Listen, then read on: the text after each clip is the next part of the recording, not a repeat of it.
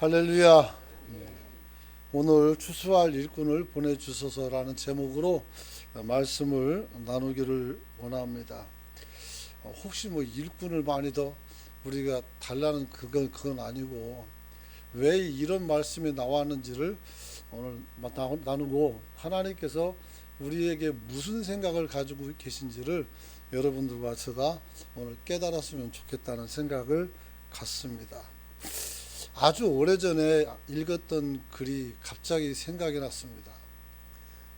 그 글은 인생이란 그런 제목으로 나와 있었는데, 인생이라는 것은 미끄럼틀 같다 이렇게 써놨어요. 올라갈 때는 한참 걸리는데 내려올 때는 후딱 내려온다고.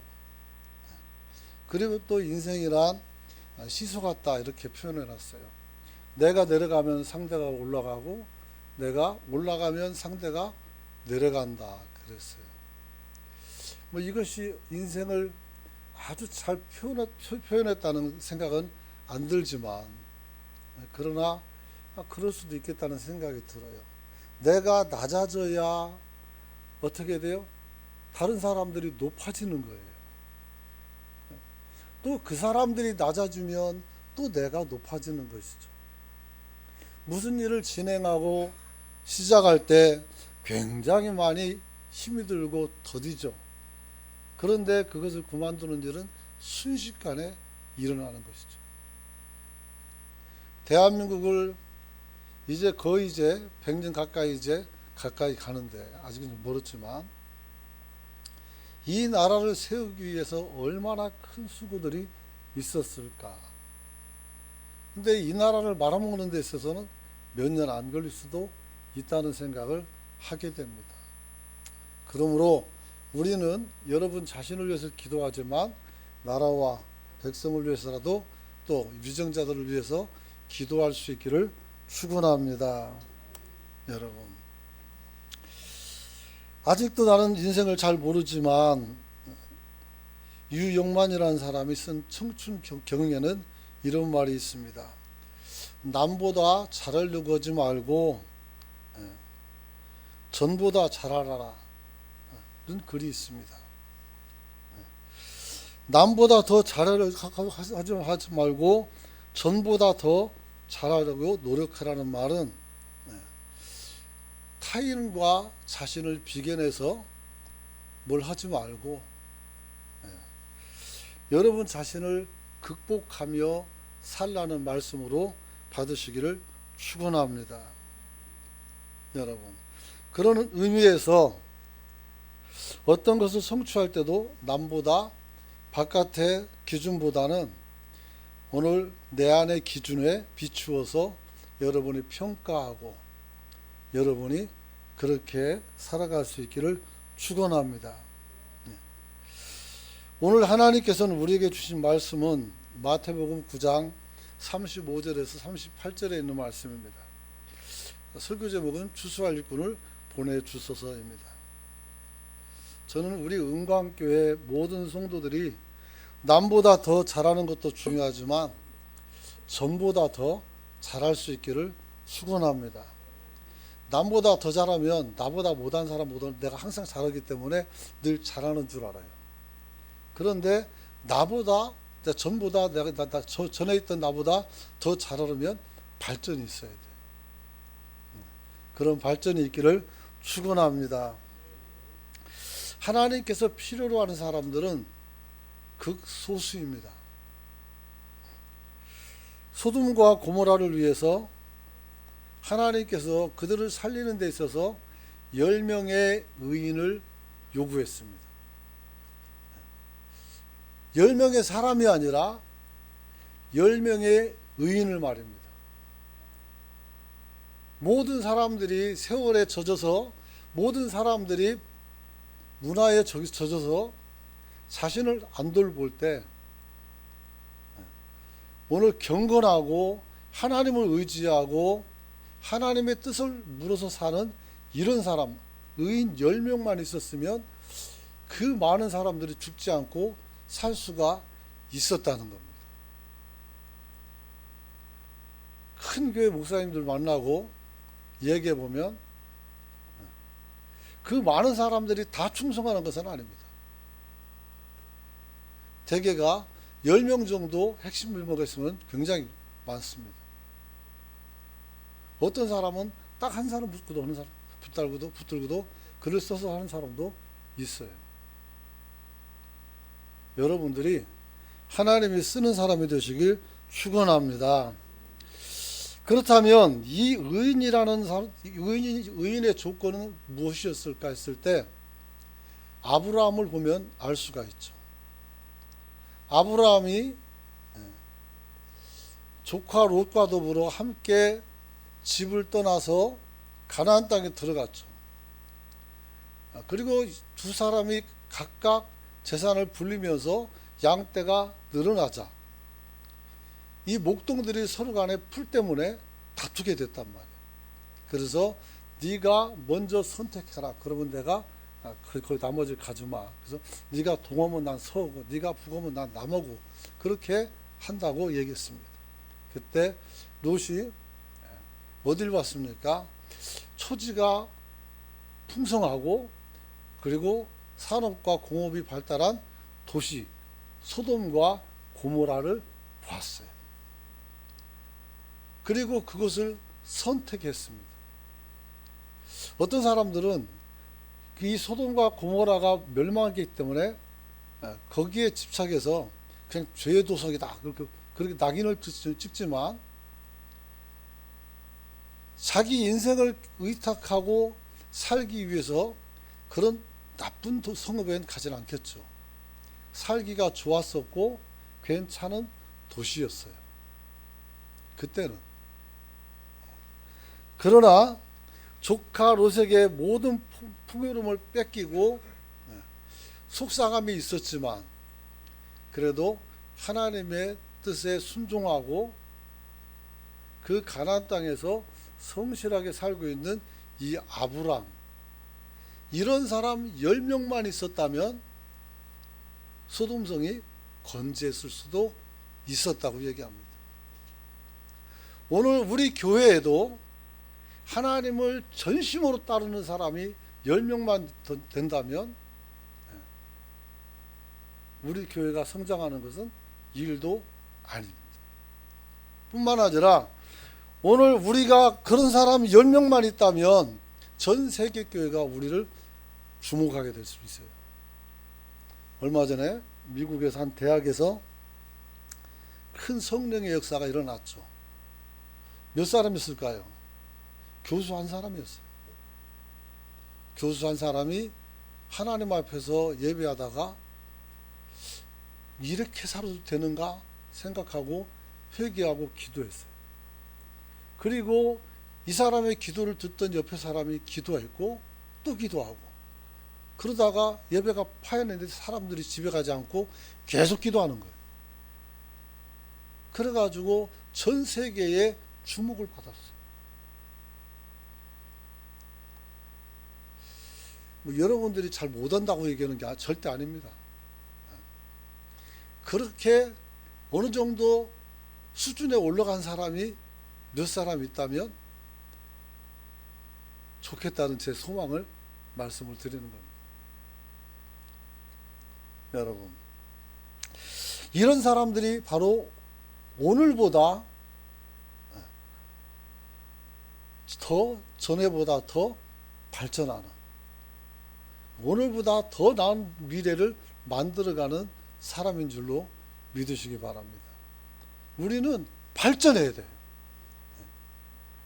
뭐 50년 전부터 가졌던 그 가치관을 가지고 지금 살면 어떻게 돼요? 안 되죠. 안 되죠. 그래서 지금 내가 이 자리에 서 있는데 나는 어떤 정도의 위치에 있는가, 이런 것들을 한번 여러분들이 생각해 볼 수 있기를 축원합니다. 여러분, 그래서 욥기서 17장 9절에 보면 이런 말씀 있어요. 그러므로 의인은 그 길을 꾸준히 가고 손이 깨끗한 자는 점점 힘을 얻느니라. 할렐루야. 한번 읽어봅시다. 시작. 그러므로 의인은 그 길을 꾸준히 가고 손이 깨끗한 자는 점점 힘을 얻느니라. 의인, 거룩한 사람은 점점 가면서 어떻게 돼요? 힘을 얻는 거예요. 왜요? 하나님의 역사를 경험하기 때문에, 하나님의 말씀을 들을 수 있기 때문에, 하나님이 하시는 것을 보고 내가 따라갈 수 있기 때문인 거예요. 그러나 지독히 자기만 바라보는 사람은 어떤 사람이에요? 자기 판단과 생각으로 모든 것을 결정해버리는 사람. 그게 악한 것일지라도, 그럼 그 사람이 세상 사람과 다른 게 뭐가 있어요? 그잖아요. 차라리 성경을 몰랐더라면, 아, 그런가 보다 라고 할 수도 있지만, 성경도 읽었는데 이 안타깝죠, 여러분. 자, 그래서 오늘 본문은 제사 파송을 다루는 단락, 즉 마태복음 10장을 염두에 두고 주님께서 주신 말씀이에요. 제자들을 12명을 만들어 놓고 예수님께서 권능을 주시고 그들로 하여금 이스라엘의 잃어버린 사람을 찾아서 그들을 구원하라고 전도를 보낸 거예요. 돌아올 때 이 사람들이 뭐라고 했습니까? 우리가 가니까 하늘에서 사탄이 떨어지는 걸 봤다는 거 아니겠어요? 오늘 저와 여러분도 여러분이 이번 한 주간 살아갈 때 마귀가 놀래서 떨어지는 역사가 나타나기를 축원합니다. 어떻게 그게 가능해요?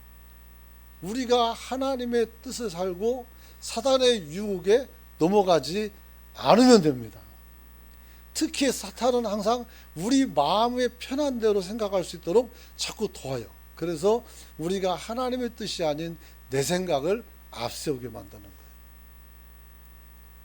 우리의 생각은 항상 주님을 따라가는, 주님이 만들어 놓은 말씀을 우리가 순종하고 따라가는 그런 마음을 갖기를 주의 이름으로 축원합니다. 여러분, 그래서 마태복음 5장에서 7장까지는 예수님의 가르침, 산상수훈이 나와요. 그 8장에서 9장까지는 예수님께서 사람을 회복시키고 치료를 해요. 그리고 10장에 가서 어떻게 돼요? 제자들을 보내서 사람들을 어떻게 돼요? 변화시키고 전도하고 그들로 하여금 하나님 나라를 확장을 시키는 그런 역사를 이룬 거예요. 제자들을 왜 불렀습니까? 베드로를 부를 때 그렇게 말했어요. 내가 너를 사람을 낚는 어부로 만들겠다. 지금 글을 그렇게 쓰고 있는 거예요. 우리도 마찬가지예요.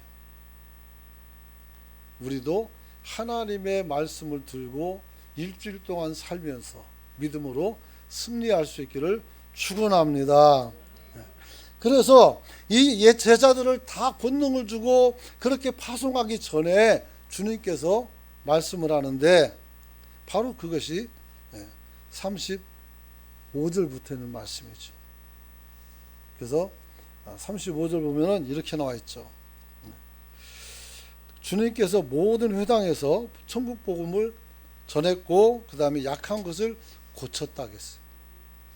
그래서 하나님께서 이제 하나님 된 그 능력을 충분히 보여줬어요. 이제는 그것을 본 우리가 나가서 어떻게 돼요? 복음을 전해야 되는 거예요. 그런데 주님께서 이렇게 말합니다. 제자들에게 무리를 보시고 불쌍히 여기시니 이는 그들이 목자 없는 양과 같이 고생하며 기진함이라, 이렇게 말합니다. 다시 말하면 예수님의 모임 속에 왔던 많은 사람들이 인생 속에서 탈진하여 왔다는 사실을 보여주고 있는 거예요. 오늘 주님께서 이 말씀을 하시는 것은 이들에게 너희가 찾아가라는 말씀으로 받기를 축원합니다. 우리가 항상 누굴 봐야 돼요? 기진하고 낙심하고 넘어져 있는 사람을 바라보고 여러분들이 권면하여 그들을 세운다면 하나님께서 여러분을 확실하게 복을 주셔서 여러분들이 큰 사람이 될 줄로 믿으시기 바랍니다. 그런데 그런 사람이 없다는 거예요, 별로. 그래서 37절 보니까 예수께서 제자들에게 이르시되 추수할 것은 많되 일꾼이 적다 그랬어요. 이렇게 아파하고 이렇게 낙심하고 이렇게 기진하고 탈진하고 넘어진 사람이 가득한데 이 사람들을 도와줄 사람이 없다는 거예요. 이게 안타까운 것이죠. 그래서 38절에 같이 한번 읽어봅니다. 시작. 그러므로 추수하는 주인에게 청하여 추수할 일꾼을 보내주소서 하라 하시니라. 할렐루야. 추수할 일꾼을 보내달라는 거예요. 여러분, 이 은혜가 철저하게 이루어진 나라가 있다면 우리나라입니다. 처음에 누가 예수를 믿었어요? 천주교인들은 한 200년 전부터 해가지고 거의 정말 많이 죽고 상하고 그랬어요. 그런데 개신교는 온지 얼마 안 됐는데 하나님께서 많은 사람들을 보내셨고 그리고 많은 사람을 사용하셨어요. 특히 하나님께서는 우리 부산을 복음의 통로로 만드신 줄 믿으시기 바랍니다. 우리나라 선교사들이 다 거의 인천 제물포 아니면 부산으로 하는데 부산이 더 가까운 거예요. 그러니까 부산에 아주 내노라는 선교사들이 다 들어왔어요. 원저부도 들어오고 알렌도 들어오고 이런 사람들이 대한민국을 완전히 바꿔놓고 변화시킨 사람들 중에 한 사람들이에요. 그리고 그런 흔적들이 부산에 가득 있어요. 근데 제가 부산에 와보니까 아줌마들이 몸빼를 입고 다녀요. 회색 절 다니는 사람 있잖아요. 서울에서는 그런 거 입고 다니라고 하면 승질내요. 근데 그러니까 이걸 입고 막 돌아다녀요. 그래서 야, 이게 불교가 심한 동네인가? 그렇게 생각을 했어요.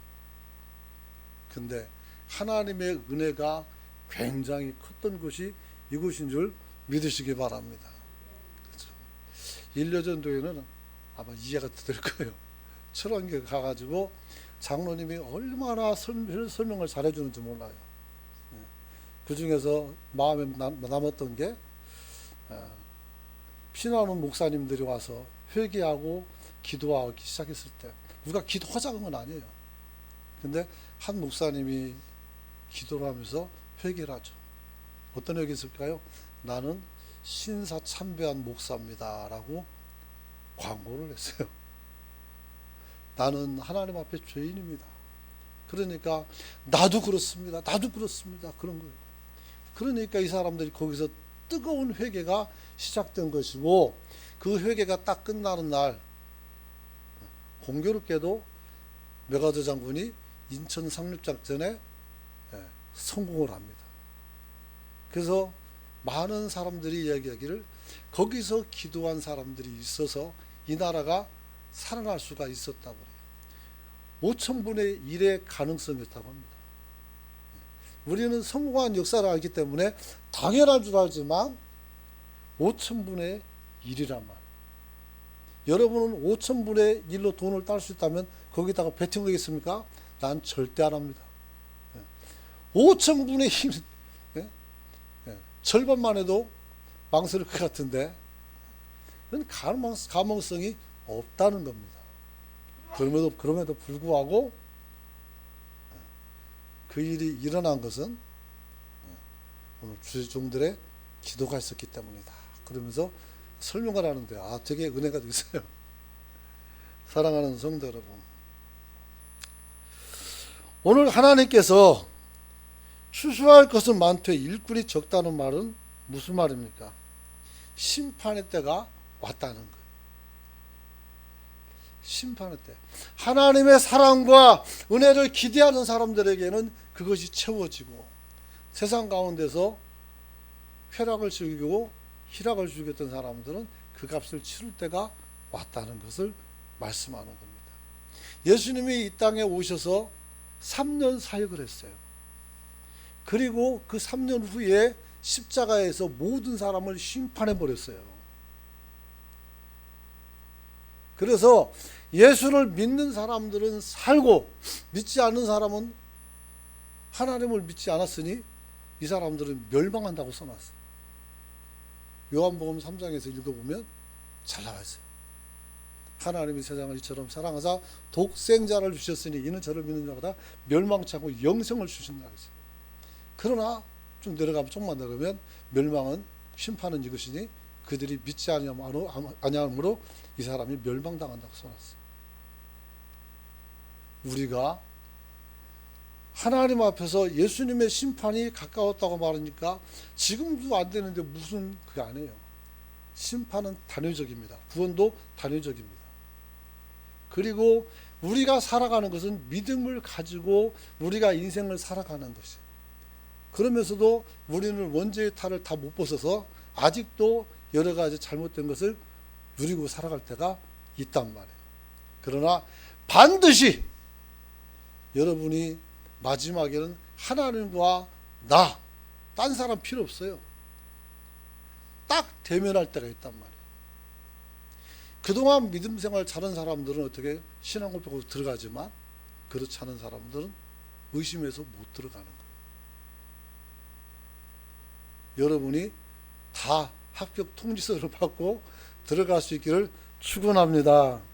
그게 안 되면 나 하나님 가서 혼날 수 있어요. 너 뭘 가르쳤길래 그랬다냐 이렇게 말하면 할 말이 없잖아요. 그래서는 안 되는 것입니다. 그래서 마태복음 3장 12절 보면 손에 키를 들고 자기의 타작마당을 정하게 하는 알곡은 모아 곳간에 들이고 쭉정이는 꺼지지 않은 불에 태우겠다. 벌써 심판을 주님께서 선언해 버렸어요. 어디서? 마태복음 3장 12절에서 13장.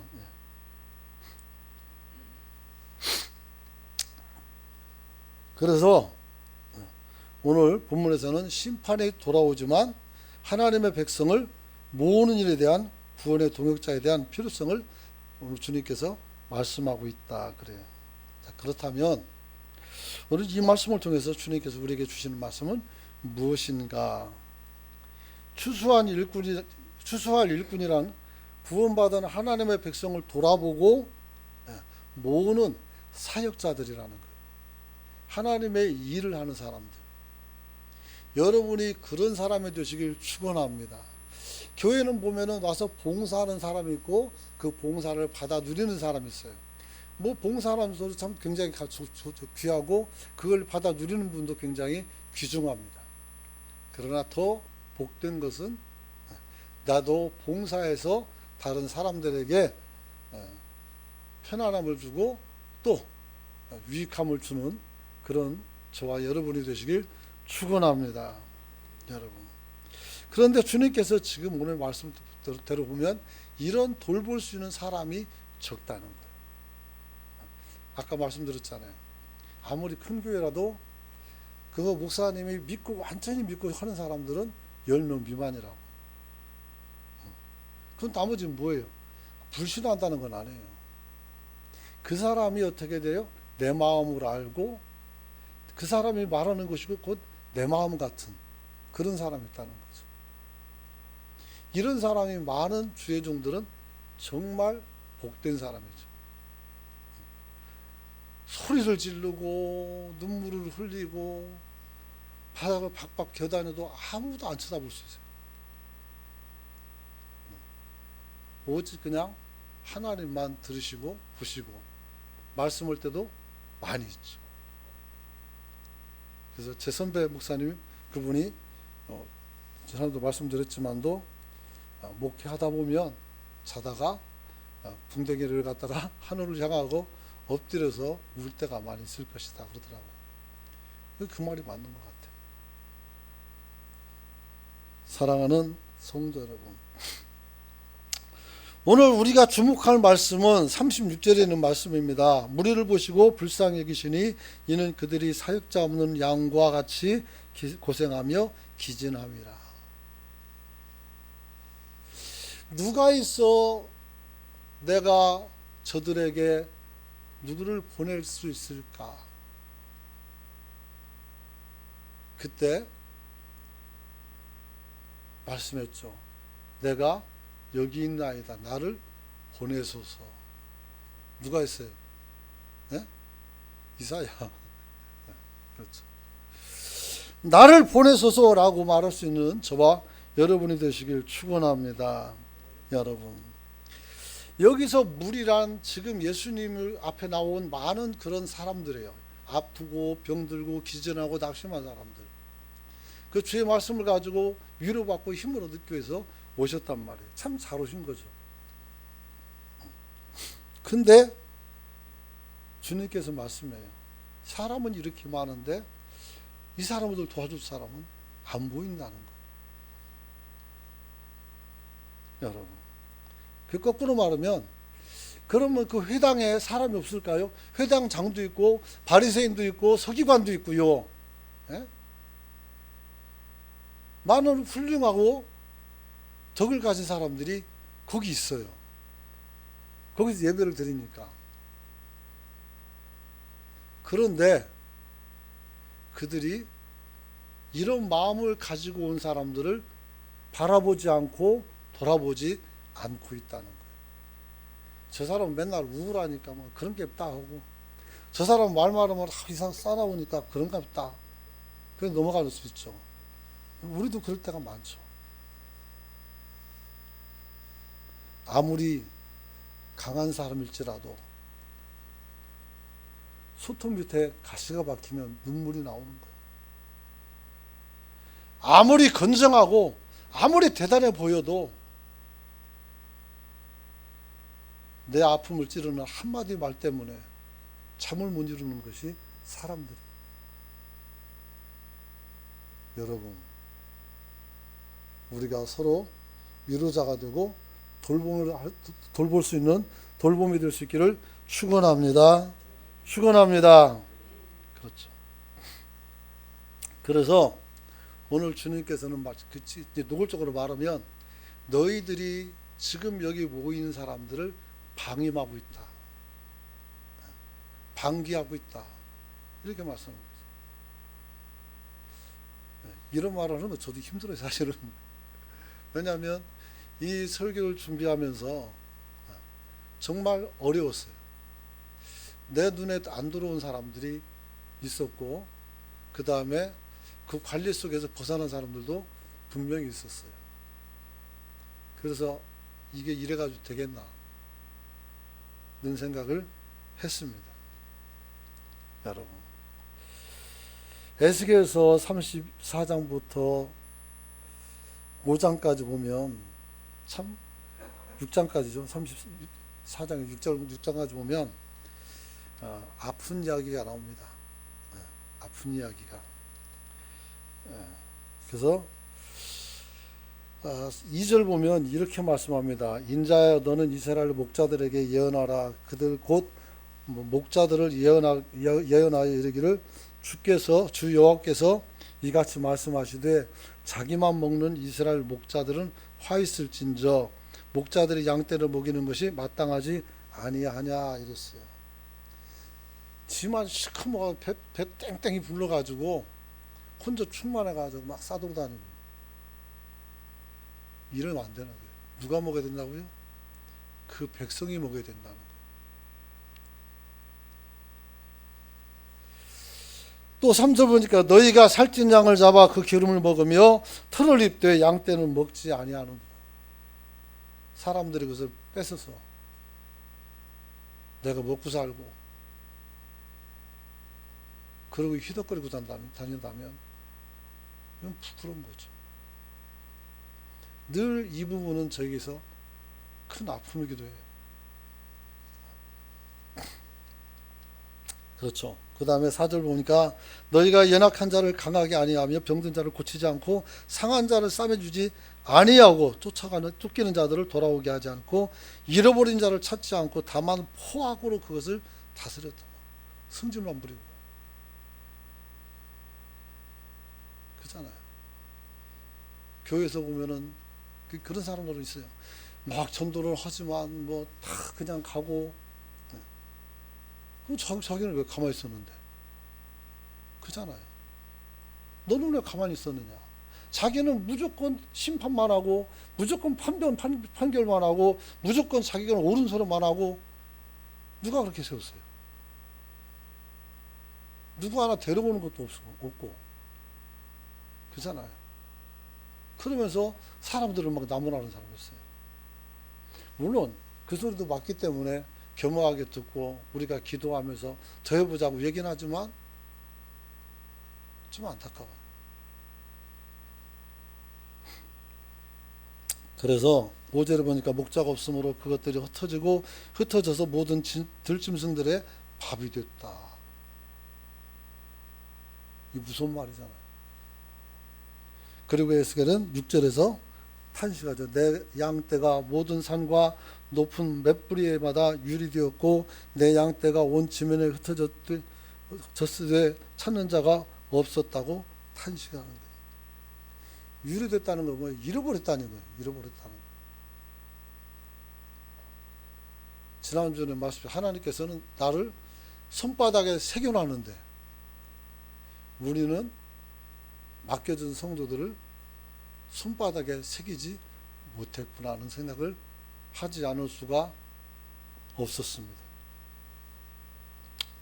여러분, 오늘 그런 의미로 따진다면 나는 하나님께서 찾는 오늘 추수꾼에서 빠진 사람은 아닌가 하는 생각을 하지 않을 수가 없어요.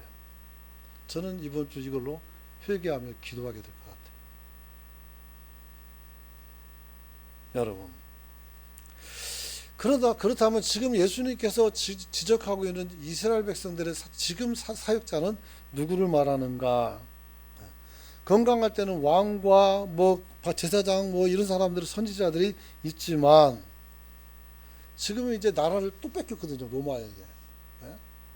그리고 이제 그 회당에서 이 사람들을 돌아보는 사람들, 특히 바리새인들을 얘기하는 거예요. 여러분,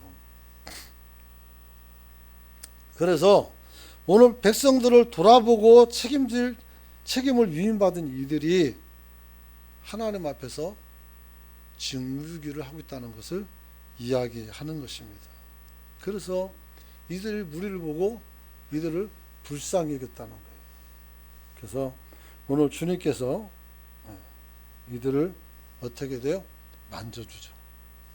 그래서 예수님의 소문을 듣고 길에서 다윗의 자손 예수여 나를 고쳐달라고 외쳤던 맹인도 고쳐주고 귀신 들린 사람도 쫓아내주고, 그렇죠.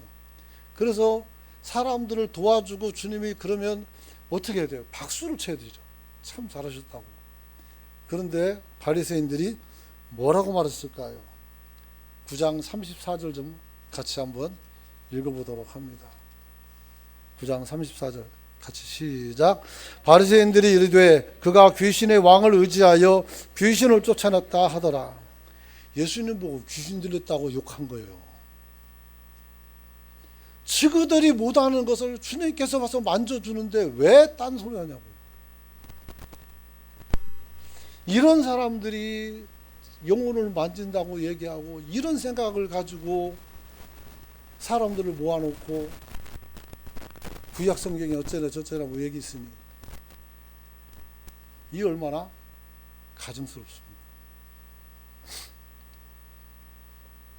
여러분, 바리새인들은 예수님이 귀신의 왕을 의지했다는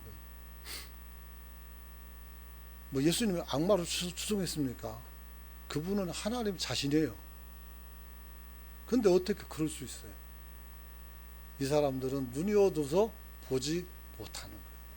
귀가 있어도 듣지 못하고 눈이 있어도 보지 못하는 사람들이 많다는 거예요. 성경을 얼마나 많이 읽었고 성경의 내용을 얼마나 이 사람들이 세심하게 이 사람들이 기록하고 알고 있는지 거의 암송한단 말이에요. 아는 것보다 중요한 것은 아는 것 조금만이라도 우리가 실천하는 게 더 나은 줄로 믿으시기 바랍니다. 여러분, 그러므로 주님께서는 이곳저곳 다니면서 이들이 바라보지 못하는, 이 사람들이 말하지 않는 하나님 나라에 대해서, 기쁨에 대해서도 얘기하는 거예요. 사람들이 힘을 얻죠.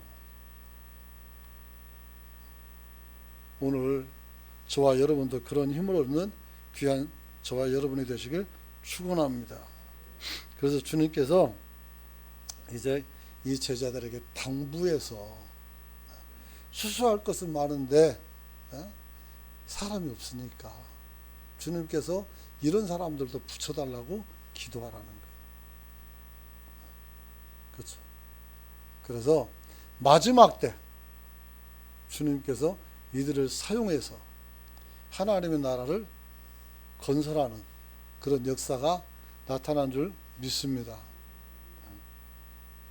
이제 다 못했지만 말씀을 마치고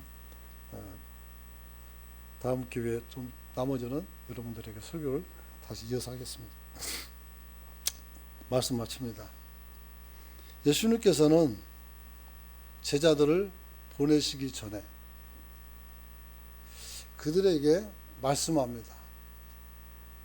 안 믿는 사람들을 가지 말고 하나님을 믿으나 실족한 사람들, 이스라엘의 백성들을 찾아가라고 말합니다. 그냥 보내주지 않습니다. 하나님이 권능을 주셨어요. 권능은 위임장을 가진 사람이에요. 위임장. 그래서 하나님의 위임장을 갈고 가는 게 우리가 전도지란 말이에요. 그걸 가지고 나가서 복음을 전하도록 했던 것이죠. 그리고 다니면서 예수님처럼 사람들을 고치고 위로하고 문제를 해결해주고 그들을 세워주기를 원했죠. 그래서 사도행전 1장 8절을 보니까 성령이 오늘 그들에게 임하시면 그들이 땅끝까지 가서 복음의 증언이 된다 했어요. 그리고 이들 안에 성령이 임했고 이 사람들이 어떻게 돼요? 전 세계 교회를 다니면서 또 지역을 다니면서 그리스도의 복음을 전했고, 그래서 300년이 좀 됐겠죠. 313년에 오늘 로마가 기독교를 국교로 받아들이는 그런 엄청난 역사가 일어났습니다. 지금도 세계 최대 종교는 아직까지 기독교입니다. 아직까지는.